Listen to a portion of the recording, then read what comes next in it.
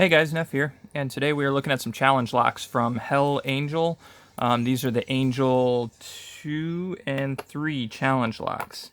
What's cool about the Angel 3 here is it's actually a keyed alike double Dom Euro. And you can see I've opened one already. The little side, I've only opened that side once. This larger side, I've opened it a couple times. That's the one we're going to look at today. Thought I'd get you a look at all the keys first.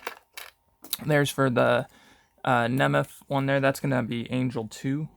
And then here's Angel 3 with the Dom Plura key. So I'm really excited to see what's inside of this. Lots of good feedback. Lots of false sets. I love security pins. It's a great time. We'll get this larger side in the vise and see how it works out.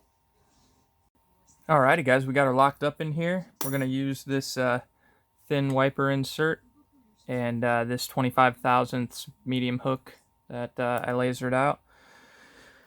We're gonna try and go counterclockwise on it, and I'll talk a little bit about my approach to challenge locks as we go. I haven't done a ton, but when it comes to security pins, I'm just really hard on the lock. Heavy tension. The goal is not oversetting, of course, because usually there's some work done on the pin to make oversets deadly. That's one. Another click. Now you can see as I'm hard on this, because of the tolerance, you can see that core moving. That's part of being very hard on it. You can kind of work with a lock for a while to feel if you are set or not. It's like the jiggle test, but I actually focus on the core movement as well to tell if I have everything up in there. Because sometimes the jiggle test lies to you with challenge locks. We're on, I think, five or six. We're in the back 2 pins.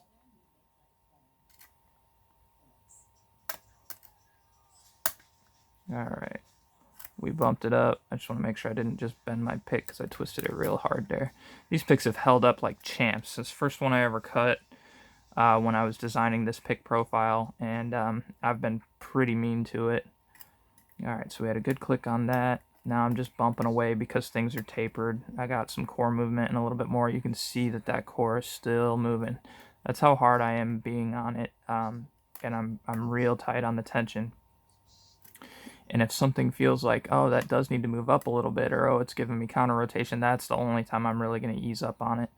I went back to 3. I got a small click on it. We're going to go to 2.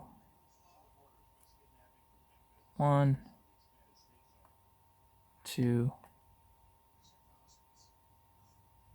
2 feels pretty good. Oh, got a little click on 3 there and some more core movement. I just bumped 4. And a lot more core movement. Let's see if 4 has any more to do. Yep, I'm getting counter rotation on 4. There we go. Oh, got even deeper there. 4 went bump. Let's hope that's not an overset, because that is possible. I've had to reset a few times because of overset issues. Now I'm just messing with the back pin, seeing if I can feel either some counter rotation or something. Yeah, so my last pin, I'm actually, off the top of my head, I can't think if it's a 4 or 5 pin. I think it's a 5 pin, so we're on pin 5, getting counter rotation, trying to bump it up without allowing it to go back too far.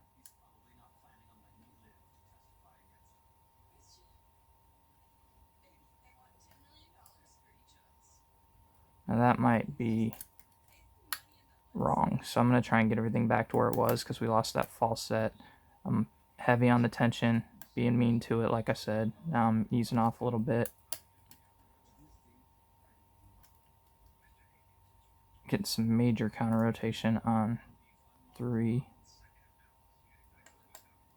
or 4 maybe.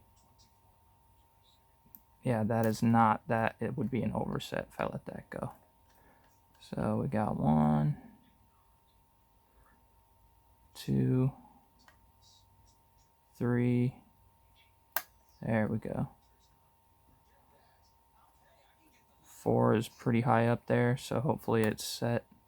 If I recall right, it's pretty high lift. So now we're just gonna kind of be hard on it with the tension, and I'm bumping pins pretty hard to see if they need to click one more spot, and the goal is obviously to avoid an overset. So 5, 4, 3, there we go. Got a little click on 3 there. Let's check 1. 1 needed to get bumped up a little bit, got some more core movement. That might have been what was holding me up before. Sometimes I get lucky if I get 1 fully set, and I've had this open pretty quick a few times. There we go, and there it went. So that was 4. I got a little bit of counter rotation, and then it had to bump 1 more time. Alrighty, guys, let's get this bad boy popped open, see what's inside of it. I'm excited. I'm going to try and do this without the key, since it is a key to like double Euro challenge lock. I'd love to wait until I've got the other side done on camera as well. So let's try and do it without it.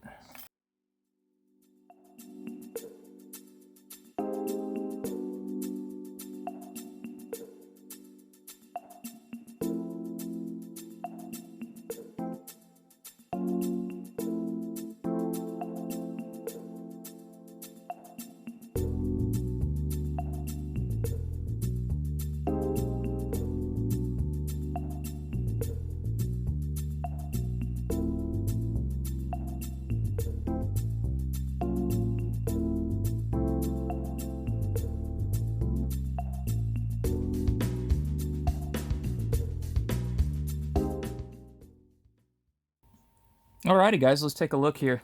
It does look like the plug has some counter milling in there on chambers 2, 4, and 5. Very nice job. Actually, I want to feel that. Yeah, that's a pretty solid ledge there. I can see why I had to bump a bunch of them back up towards the end there. Almost worked like acid barrels. Which you can see here. I'm going to get a picture of the original one just to confirm that I didn't mix up any of the positions, because I had a little bit of an issue when gutting. But they do look very similar. So we have a serrated, heavily serrated, really deep serrations too, for one. Number 2, we have like an hourglass spool. Number 3, also an hourglass spool.